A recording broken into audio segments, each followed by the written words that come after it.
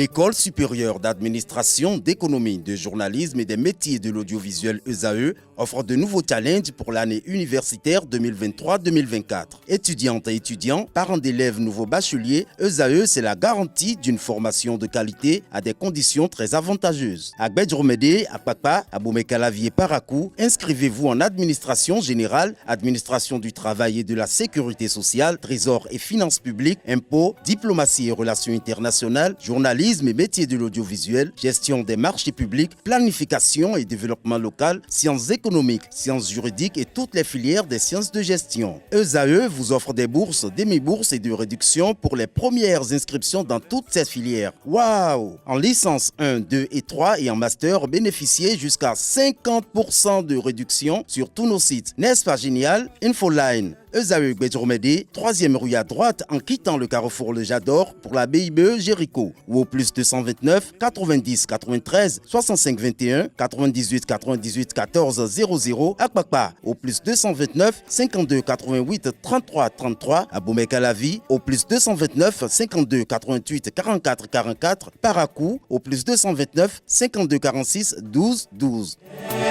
ESAE, l'excellence à un an.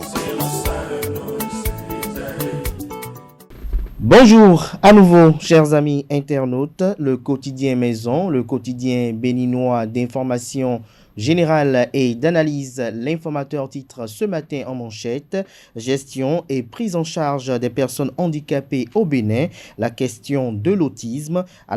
Au terme d'une journée de réflexion, le gouvernement béninois a pris des engagements pour protéger et prendre en compte les enfants atteints de l'autisme. Le plus important demeure l'inclusion sociale de ces derniers. L'article édifiant est à retrouver à la page 3. Dissension au sein des adeptes du Vodun Kokou, la paix retrouvée avec la FKH Bénin, des retrouvailles prévues dimanche prochain pour sceller la fraternité. L'agenda des festivités est à retrouver à la page 7. Séminaire de l'entrepreneuriat artisanal et de la promotion de l'artisan à Cotonou, un marché d'opportunités d'affaires ouvert au Palais des Congrès, nous apprend la une de ce matin de l'Informateur. Le journal École de ce matin, des étudiants en formation sur les différents campus de l'ESAE, l'École supérieure d'administration, d'économie, de journalisme et des métiers de l'audiovisuel, qui a ses campus à Cotonou, à Boumekalavi et Parakou. Ce journal École s'intéresse ce matin aux retombées de la rencontre qui a eu lieu entre Patrice Talon et Bola Ahmed Tinubu mercredi dernier. Plus de détails dans les colonnes de la livraison de ce matin. Le quotidien de service public titre ce matin en manchette: Assemblée nationale, le projet de loi de finances gestion 2024 en examen ce jour. Des détails sur les attentes à la page 3. Toujours à la une du quotidien de service public, expulsion forcée au Bénin. Les conclusions du rapport de Amnesty International vous sont exposées en page 2. Énième visite de Patrice Talon à Bola Ahmed Tinubu à Abuja. De beaux jours pour la coopération bénino-nigériane. 42 produits made in Benin désormais autorisés à l'exportation au Nigeria. Les amitiés se maintiennent à travers les rencontres, les discussions et les collaborations, rappellent Fraternité ce matin en manchette. C'est ce à quoi s'adonnent le Bénin et le Nigeria depuis quelques mois. Pour la énième fois, les présidents des deux États se sont retrouvés pour échanger afin de faire avancer les relations entre les deux pays. C'était ce mercredi 6 décembre 2023 en marge du sommet de la CEDEAO, la communauté économique des États de l'Afrique de l'Ouest. Les deux hommes d'État ont parlé de coopération entre les deux pays. Ils ont réchauffé leurs relations bilatérales et s'unissent pour relever des défis de la sous-région. La coopération est impérative pour la prospérité économique en Afrique de l'Ouest. Le manque de synergie entre le Nigeria et la République du Bénin a constitué un obstacle au développement mutuel, a déclaré le président Bola Ahmed Tinubu. Le président Patrice Talon renchérit en qualifiant les deux pays de jumeaux siamois au regard des points communs existants entre eux. Retrouvez le compte rendu que fait Fraternité de cette rencontre à la page 3 de sa livraison de ce vendredi. Inclusion sociale des personnes handicapées, l'autisme au Bénin, le temps de la démystification. L'article à retrouver en page 2. Le matinal s'intéresse au renouvellement des membres d'une institution de la République. Le canard note un imbroglio à la CBDH, la Commission béninoise des droits de l'homme. Les regards tournés vers le gouvernement. En illustration, une photo du garde des Sceaux et celle du président de la CBDH.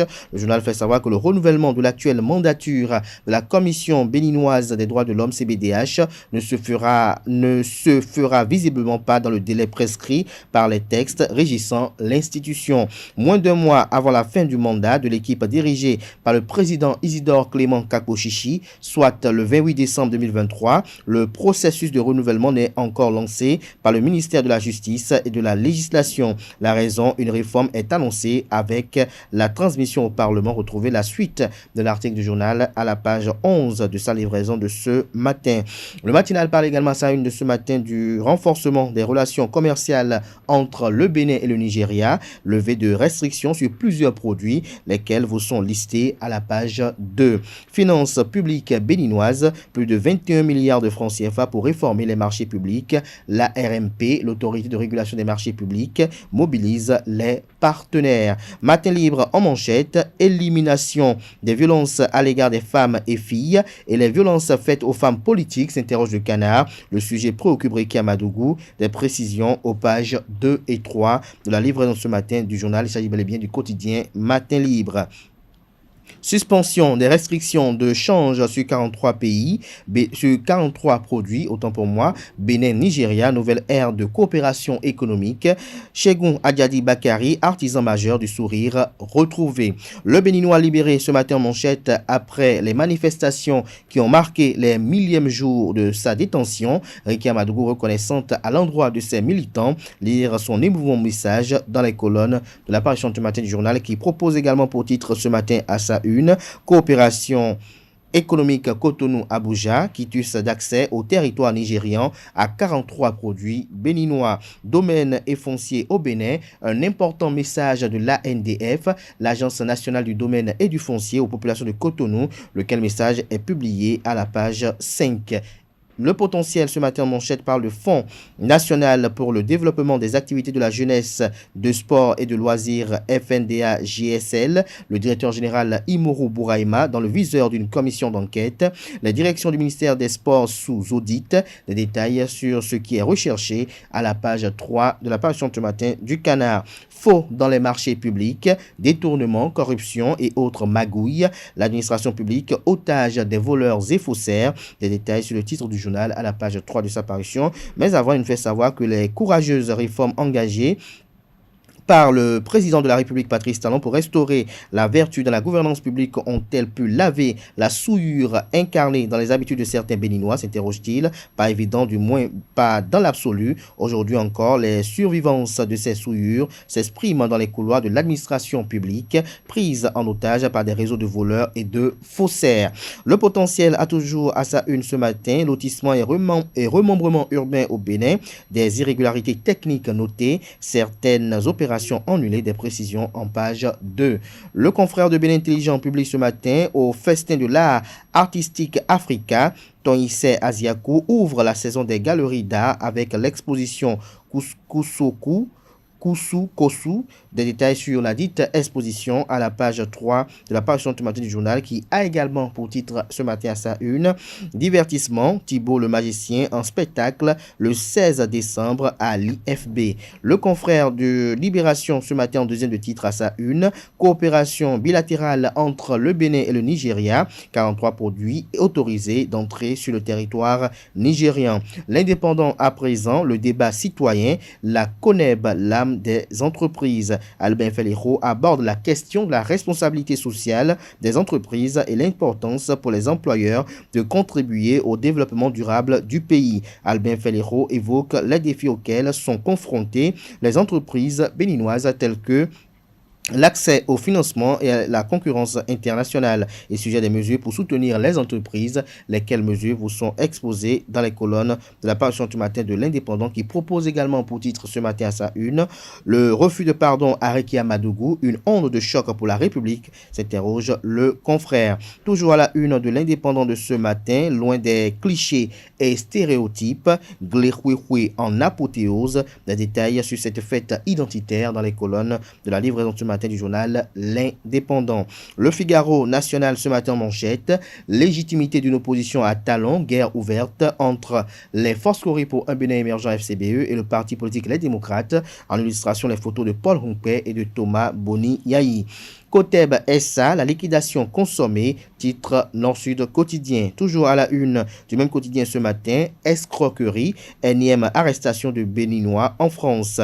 Le confrère de Dabaro ce matin s'intéresse au top 5 des préfets qui ont fait l'année 2023. Le journal nous fait savoir que l'année 2023 a été marquée par la réforme du secteur de la décentralisation. Au titre des acteurs clés de cette réforme figurent en bonne position les préfets des départements. Outre cette réforme, des actions ont été menées dans le cadre de la représentation du chef de l'État et des ministres du gouvernement au cours de cette année qui s'achève. 5 préfets ont véritablement attiré l'attention de la rédaction du quotidien d'Abaro en termes d'action et d'efforts de développement. Il s'agit des préfets Bienvenu Milorin du Mono, Djibril Mamassissé du département du Borgou, Lydie Derechabi-Na de l'Atakora, Marie Apotrosou de Louémé et Christophe Megbedji du département du Koufo. Ce en quoi ils ont pu impacter l'année 2023 est à découvrir à la page 3 de la page du matin du journal qui propose également pour titre ce matin à sa une, en deuxième de titre pour être plus précis, prix général Mathieu Kéréko de l'organisation non gouvernementale Étoile d'Afrique, Dr Mariata Gondrobodou, distingué jeune leader acteur de développement.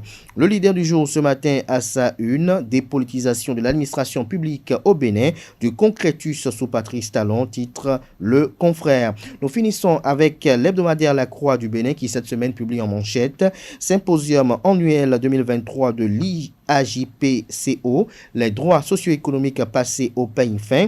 Là, au premier plan, vous avez sur une photo de la gauche vers la droite, Monseigneur Aristide Gonzalo, le père Éric Aguenounon et Monseigneur Kofi Roger Anoumon au cours des travaux du symposium le samedi 2 décembre 2023.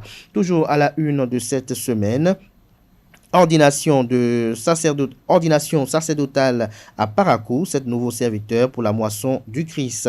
Toujours à la une de l'hebdomadaire catholique La Croix du Bénin, diocèse de Kandi, envoie en mission au centre catéchétique de Gogounou. Toujours à la une, l'investissement le plus important par Monseigneur Pascal Nkoué, archevêque de Parakou. C'est une tribune qui est à retrouver à la page 10. Ce sera tout pour la présentation de quelques titres parus ce jour dans la presse locale. Les quotidiens sont disponibles dans les kiosques, également accessibles en ligne pour ceux d'entre eux disposant bien évidemment d'un site internet. Place à présent au bulletin matinal d'information.